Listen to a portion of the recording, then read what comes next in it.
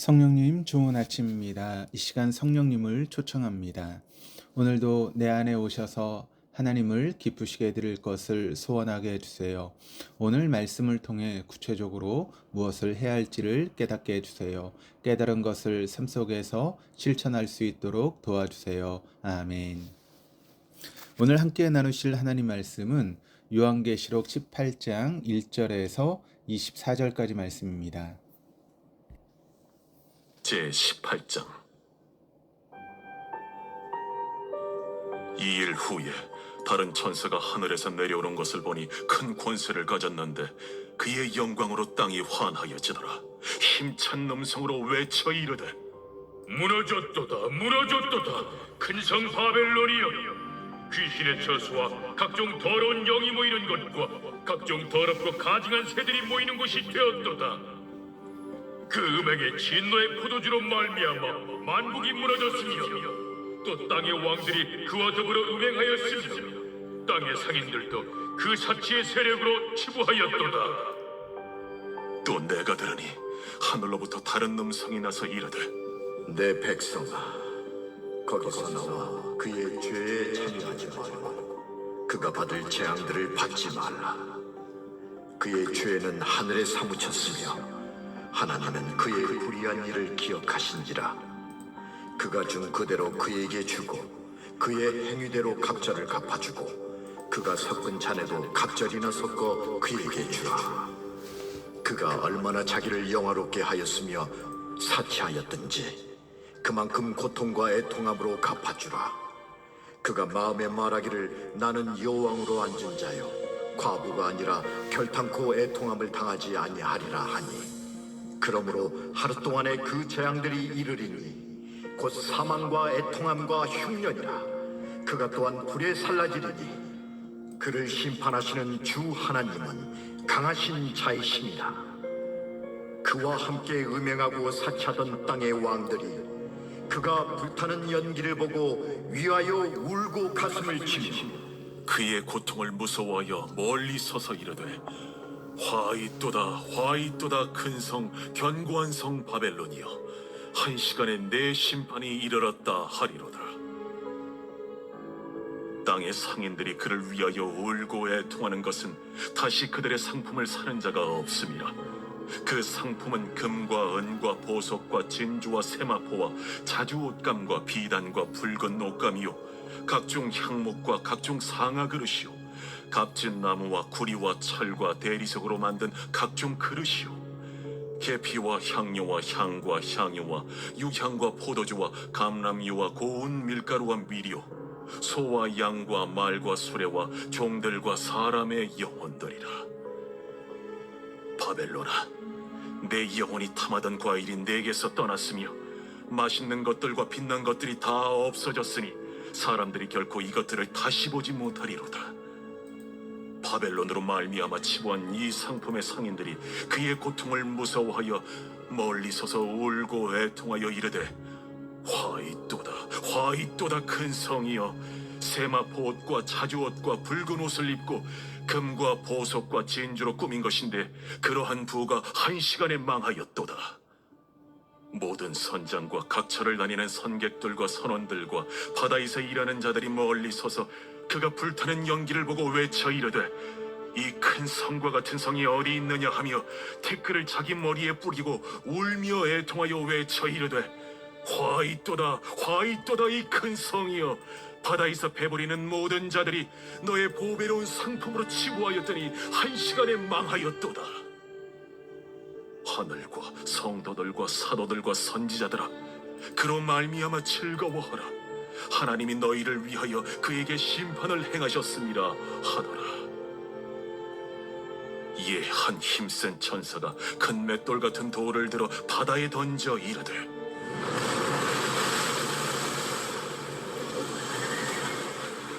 큰 성 바벨론이 이같이 비참하게 던져져 결코 다시 보이지 아니하리로다. 또 검은 고 타는 자와 풍류하는 자와 퉁소 부는 자와 나팔 부는 자들의 소리가 결코 다시 내 안에서 들리지 아니하며 어떠한 세공업자든지 결코 다시 내 안에서 보이지 아니하고 또 맷돌 소리가 결코 다시 내 안에서 들리지 아니하고 등불빛이 결코 다시 내 안에서 비치지 아니하고 신랑과 신부의 음성이 결코 다시 내 안에서 들리지 아니하리로다. 너의 상인들은 땅의 왕족들이라. 내 복술로 말미암아 만국이 미혹되었도다. 선지자들과 성도들과 및 땅 위에서 죽임을 당한 모든 자의 피가 그 성 중에서 발견되었느니라. 우리가 지난 시간에 본 요한계시록 17장은 큰 성 바벨론의 멸망에 초점을 맞추면서 음료로 상징된 바벨론에 대한 심판을 기록하고 있습니다. 여기서 바벨론은 역사상의 바벨론 국가라기보다는 전 시대를 통틀어 하나님을 배반하는 우상 제국을 통칭하는 것으로 이스라엘을 정복하고 또 이스라엘의 성전을 파괴했을 뿐만 아니라 세상을 음행 속에 빠뜨린 바벨론과 닮은 로마를 지칭한다라고 볼 수 있습니다. 오늘 본문인 18장은 이런 바벨론에 임한 멸망의 과정을 좀 더 줌업하여 상황세히 그리고 구체적으로 심판의 결과들을 묘사해주고 있습니다. 그것은 본문 2절에 멸망의 선언으로부터 시작이 됩니다. 제가 세 번역으로 읽겠습니다. 그는 힘찬 소리로 외쳤습니다. 무너졌다, 무너졌다. 큰 도시 바벨론이 무너졌다. 바벨론은 귀신들의 거처가 되고 온갖 더러운 영의 소굴이 되고 더럽고 가증한 온갖 새들의 집이 되었구나. 큰 권세를 가진 천사가 하늘로부터 내려왔고 땅이 그의 영광 때문에 밝아졌습니다. 그리고 그 천사가 힘찬 소리로 외친 것은 바로 무너졌다라고 하는 선언이었습니다. 그 이유는 그 큰 도시 바벨론이 귀신들의 거처이자 더러운 영의 소굴이요 더럽고 가증한 새들의 집이 되었기 때문입니다. 저는 이 본문을 읽으면서 문득 요한복음 2장이 생각났습니다. 예수님께서 성전에 가셔서 소와 양과 비둘기 파는 사람들과 또 돈을 바꾸는 사람들을 보시곤 노끈으로 채찍을 만드셔서 짐승들을 내쫓으시고 그들의 돈을 쏟으시고 상을 엎으시는 장면입니다. 그리고 성전에 있는 사람들에게 내 아버지의 집은 만민이 기도하는 집이 되리라 하였거늘 강도의 소굴을 만들었도다라고 하시며 당신의 분개하는 마음을 표출하셨습니다. 우린 여기에서 죄의 단면을 만날 수 있습니다. 그것은 죄는 확장성이 있다라고 하는 것입니다. 아마도 처음에는 성전에서 짐승을 팔거나 돈을 바꾸는 사람들이 없었을 것입니다. 그런데 어느 날 한 사람이 성전에서 소를 팔아보려고 끌고 왔습니다. 그런데 그 일로 인해 어떠한 손해도 입지 않았습니다. 오히려 이득을 보게 되었습니다. 그러자 어느 순간부터 양, 비둘기뿐만 아니라 심지어 돈을 바꾸는 사람들까지 삽시간에 몰려들기 시작하였고 결국에는 그 성전은 한순간에 강도의 소굴로 바뀌게 되었을 것입니다. 오늘 본문에서 그 큰 도시 바벨론을 빗대어 귀신들의 거처, 더러운 영의 소굴이라 했습니다. 그렇다면 이러한 바벨론은 예수님이 보시기에 아름다운 모습이겠습니까? 아니면 채찍을 드실 만한 타락한 모습이겠습니까? 여기에서 한 발 더 나아가겠습니다. 그렇다면 우리가 사는 도시는 어떻습니까? 아니 멀리까지 갈 것 없이 우리의 동네 또 우리 각자의 내면은 어떻습니까?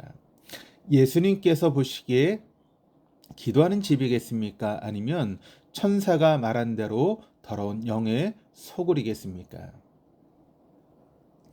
본문은 이어서 3절을 통해 보다 구체적인 멸망의 원인을 우리에게 묘사해주고 있습니다. 그것은 만국이 음행에서 빚어진 분노의 포도주를 마셨고 세상의 왕들이 음행하였으며 세상의 상인들이 사치바람에 치부하였기 때문이라고 하는 것입니다. 그런데 여기에서 중요한 것은 이 세 가지의 중심에 바로 그 도시가 자리 잡고 있다라고 하는 것입니다. 다시 말해서 그 큰 도시 바벨론의 음행에서 빚어진 분노의 포도주를 모든 민족이 마신 것이고 그 큰 도시와 더불어 음행하였으며 그 큰 도시의 사치 때문에 부자가 된 것입니다. 결국 그 큰 도시는 권력의 우상화, 사치와 허영, 도덕적인 방종에 만족하지 않고 다른 나라들도 자신의 주역으로 끌어들였으며 같이 죄를 짓게끔 한 것입니다. 여기에서도 우리는 죄의 또 다른 얼굴을 만나게 됩니다. 그것은 죄는 결코 자기 혼자만으로 끝나는 것이 아니라 주위의 사람들을 끌어들이고 같이 망하게 하고 종국적으로는 공동체를 무너뜨리게 한다라고 하는 것입니다. 이어서 본문은 9절부터 20절을 통해 음녀 바벨론의 멸망에 대한 땅의 왕들과 또 땅의 상인들 그리고 선원들을 통해 애통함을 구체적으로 묘사하고 있습니다. 그런데 여기에서 우리가 기억해야 될 것은 애통하는 근본적인 이유가 무엇이냐라고 하는 것입니다. 하나님의 심판이 임했음에도 불구하고 여전히 죄악 가운데 빠져 있는 사람들의 모습 때문에 애통해 하는 것입니까? 아니면 하나님께서 수없이 많은 기회를 주셨음에도 불구하고 심판이 이르기 전에 회개하지 않았던 자신들의 그릇된 영적 자아 때문에 그렇습니까? 본문 11절과 19절이 그 이유를 우리에게 밝혀주고 있습니다. 제가 세 번역으로 읽겠습니다. 11절 그리고 세상의 상인들도 그 도시를 두고 울며 슬퍼할 것입니다. 이제는 그들의 상품을 살 사람이 하나도 없기 때문입니다. 19절입니다. 바다의 배를 가진 사람은 모두 그 도시의 값진 상품으로 부자가 되었건만 그것이 한순간에 잿더미가 되고 말았구나 하고 부르짖었습니다.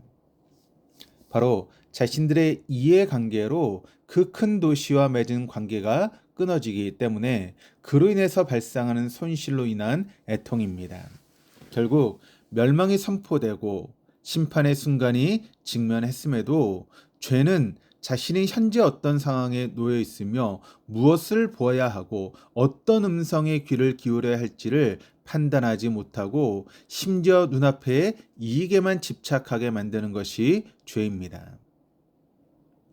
하지만 이렇게 죄에 허덕이며 멸망의 선언을 당했음에도 불구하고 보아야 할 것을 보지 못하고 들어야 할 것을 듣지 못하는 세대에게 오늘 본문은 두 가지 단어를 제시해 줍니다. 하나는 한순간이라고 하는 단어입니다. 본문 10절, 17절 그리고 19절에 해당 부분만 제가 세 번역으로 읽겠습니다.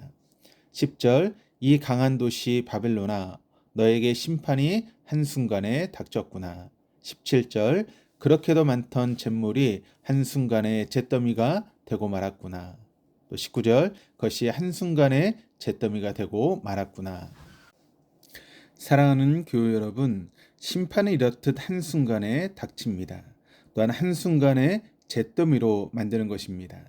인간이 아무리 열심을 내고 온갖 방법을 다 동원하고 철옹성 같은 바벨탑을 쌓아 올린다 해도 하나님께서 흩으시는 것은 한순간입니다.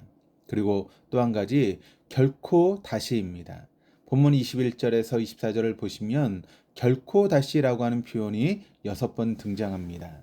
중요한 것은 결코 다시와 연결되어 있는 서술어들입니다. 본문 21절입니다. 큰 도시 바벨론이 결코 다시 보이지 아니하리로다. 이어집니다. 검은 곳 소리 등 내 안에 결코 다시 들리지 아니하고 모든 장인들의 공예품이 결코 다시는 보이지 아니하고 방앗 소리가 들리지 아니하며 등불이 결코 다시는 켜지지 않을 것이며 신랑과 신부의 소리가 결코 다시는 들리지 않을 것이다. 이것이 바로 심판입니다. 뭔가를 다시 시작해 보려고 해도 결코 다시는 하지 못하는 것, 결코 다시는 회복되지 않는 것, 이것이 심판입니다. 하지만 걱정하지 마십시오. 그럼에도 불구하고 그 문제를 해결하기 위해서 우리 주 예수 그리스도께서 이 땅에 오셨습니다. 그리고 영원히 죄인일 수밖에 없는 우리들에게 하나님께로 갈 수 있는 길을 열어주셨습니다. 그것이 복음이요, 그것이 은혜입니다. 그러한 사랑과 긍휼의 주님을 의지하시고 기억하시는 여러분 되시기를 바랍니다. 동시에 우리의 행위를 심판하시고 책망하시며 우리의 삶을 셈하시는 주님 역시 기억하는 저 여러분 되시기를 주님의 이름으로 축원합니다. 기도하시겠습니다. 하나님 아버지, 우리들의 삶이 실은 심판과 멸망으로 갈 수 있었음에도 불구하고 주님의 긍휼하심과 사랑하심에 의해 의의 길, 진리의 길 위에 설 수 있게 은혜를 내려주셔서 참 감사합니다. 은혜 입은 자답게 사는 삶 되게 도와주시고 늘 말씀과 기도로 주님과 함께 동행하시는 삶 살아갈 수 있도록 인도하여 주옵소서. 감사드리며 예수 그리스도 이름으로 기도드립니다. 아멘.